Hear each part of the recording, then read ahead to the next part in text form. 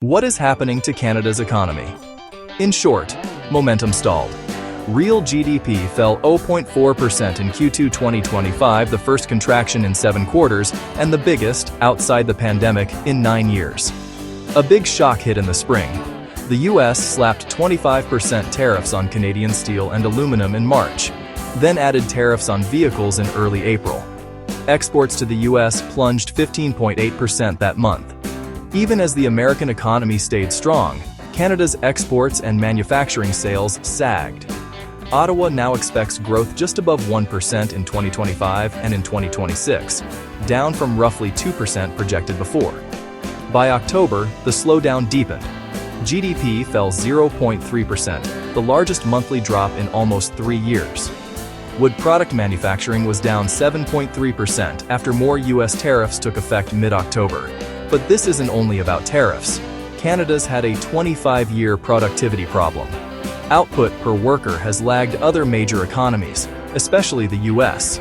If productivity had matched the G7 since 2000, Canada's GDP today could be roughly 9% higher, about $7,000 more per person. And demographics are turning from tailwind to headwind.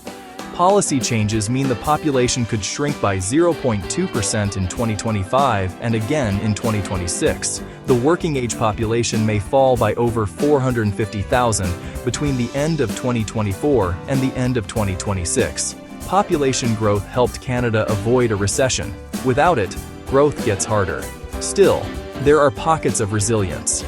In October, employment rose by 67,000, and the unemployment rate dipped to 6.9%, driven by part-time jobs.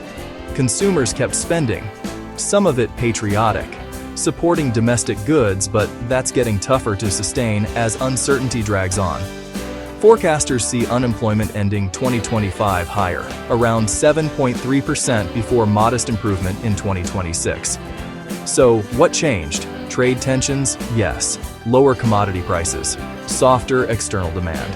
Slowing immigration. Weak productivity. Slow capital deepening. Lagging innovation. How does Canada emerge stronger? 3 steps. First, fix the productivity engine. Streamline permitting. Speed up approvals for housing projects. Speed up approvals for energy projects. Incent business investment in machinery. Incent business investment in software. Incent business investment in R&D. Pair that with skills, apprenticeships, micro-credentials, faster recognition of foreign credentials. Second, de-risk trade while deepening integration.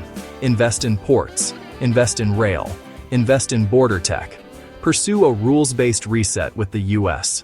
Actively grow market access in Europe and the Indo-Pacific. Third, align people and places.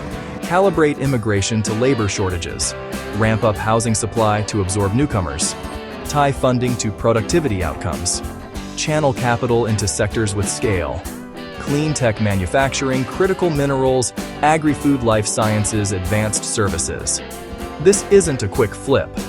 But with focused investment, smarter rules, and wider market access, Canada can shift from coping to competing and turn a shaky 2025 into the groundwork for a stronger decade.